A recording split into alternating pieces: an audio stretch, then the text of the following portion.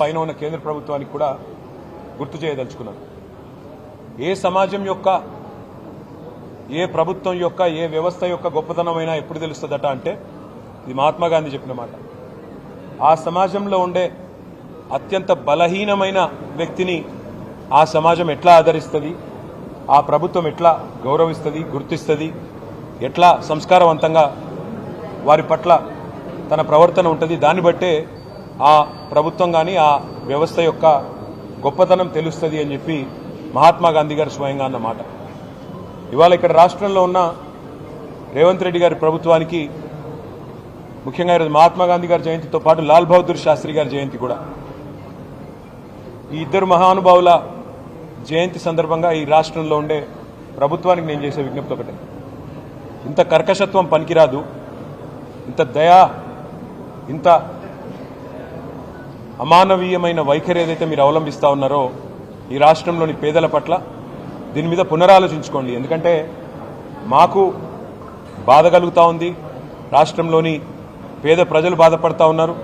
చివరికి నిన్న మీరు పంపిన కూలీలు, ఎవరైతే ఆ ఇల్లు కూలగొట్టడానికి వచ్చిన కూలీలు ఉన్నారో వాళ్ళు కూడా చెప్తా ఉన్నారు, మమ్మల్ని వేరే పనిని తీసుకొచ్చినారు, ఇక్కడికి వచ్చి ఇల్లు కూలగొట్టమన్నారు, ముందు చెప్తే వచ్చేటోళ్ళం కాదు సార్ అని వాళ్ళు కూడా చెప్తా ఉన్నారు. అంటే ఎంత దయనీయమైన పరిస్థితులు ఉన్నాయో ఈ రాష్ట్రంలో దాన్ని బట్టి చెప్పవచ్చు. మిమ్మల్ని ఎన్నుకున్నది, మిమ్మల్ని ప్రజలు గెలిపించింది నిర్మాణాత్మకమైన పనులు చేయమని, మంచి పనులు చేయమని. రైతు బంధు 10,000 అంటే మీరు 15,000 ఆ పని చేయమని, 2,000 పెన్షన్ 4,000 చేయమని, పేదవాళ్ళని కడుపులో పెట్టుకొని చూసుకోమని కేసీఆర్ గారు 2.5 లక్షల ఇల్లు కడితే మీరు 5 లక్షల ఇల్లు కట్టమని మీకు ఓటేసినారు తప్ప ఇల్లు కూలగొట్టమని కాదు, అక్కరలేని ఖర్చులు పెట్టమని కాదు, ఇంకోటని కాదు. అందుకే సమాజంలోని అత్యంత బలహీనమైన వర్గం పట్ల మీరు కర్కశంగా ప్రవర్తిస్తున్న వైఖరి ఈ గాంధీ జయంతి రోజన్నా పునరాలోచించుకోవాలని, తప్పకుండా సంస్కారవంతంగా మరి పైన ఉన్న గాంధీలు కూడా, రాహుల్ గాంధీ, ప్రియాంక గాంధీ, సోనియా గాంధీ కూడా ఆలోచించాలని చెప్పి కూడా మేము కోరుతా ఉన్నాం. ఇంత ఒక డిపిఆర్ లేకుండా, డీటెయిల్డ్ ప్రాజెక్ట్ రిపోర్ట్ లేదు, ఖర్చు ఎంత అవుతుందో ఈ ప్రభుత్వంలో ఒక్క సన్నాసికి తెలియదు. అయినా కూలగొట్టడానికి మాత్రం ఇవాళ మొదలుపెట్టి పేదల పట్ల మీరు అనుసరిస్తున్న వైఖరి మొత్తం రాష్ట్రం, మొత్తం దేశం గమనిస్తూ ఉంది.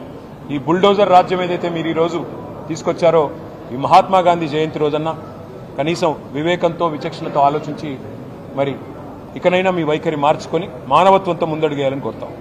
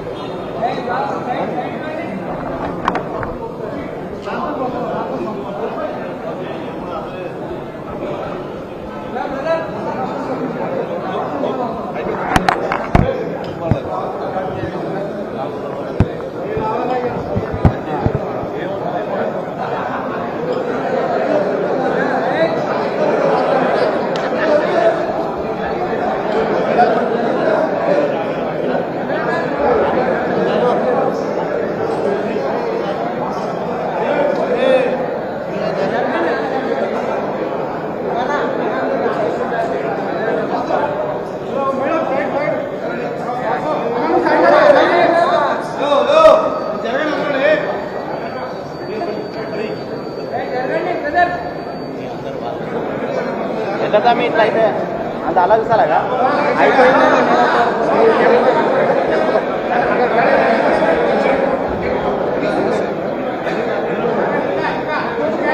జరగండి, హలో జరగండి,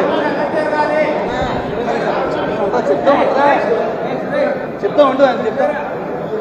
ఒక్క నిమిషం బ్రదర్, మీరు జరిగి అన్న హైట్ వస్తే ప్రవీణ్ గారు కనబడతారు. ఆ ప్రవీణ్ గారు